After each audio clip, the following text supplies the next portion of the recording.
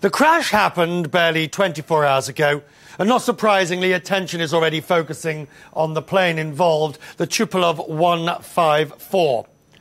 More than 1,000 of these planes were built and were flying in the former Soviet Union and satellite states. Today, just over 200 are still in service, including the plane that was being used by the Polish Air Force as part of the presidential flight. This plane was bought in 1990 and has been flying for the best part of 20 years. The Polish government had hoped to change and upgrade to perhaps an Airbus A320 or a Boeing 737, but the price was simply too much. Back in December, this aircraft underwent a major refit at Tupolev, not only for the VIP interiors, the engines were rebuilt, but also new and more up-to-date avionics were installed, which, according to the company who maintained the aircraft, meant it was perfectly airworthy.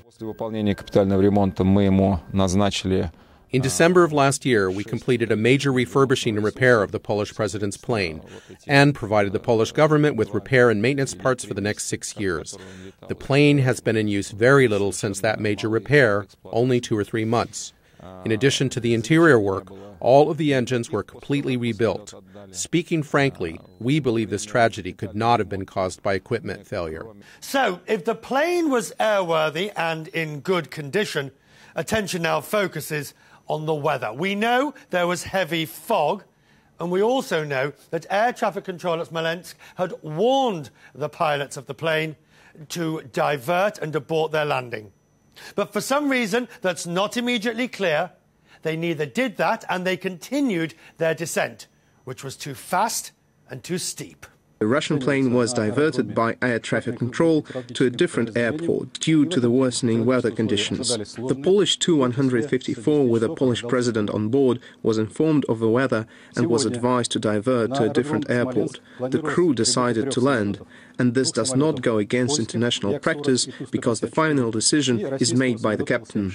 The air traffic control officer gave several orders to divert, but the plane continued with its descent. Unfortunately, this ended in tragedy.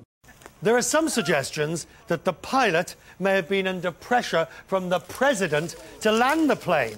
After all, the delegation was on its way to Russia for an important anniversary commemorating the 70th anniversary of a massacre of Polish prisoners of war during the Second World War. The two black boxes, that's the flight data recorder and the cockpit voice recorder, have both been retrieved and are now being analysed. They will be the next pieces of this jigsaw that will help bring about the picture that will tell us why this flight, this presidential flight, which should have maintained the very highest standards of safety, fell out the sky as it did with such loss of life. Richard Quest, CNN, London.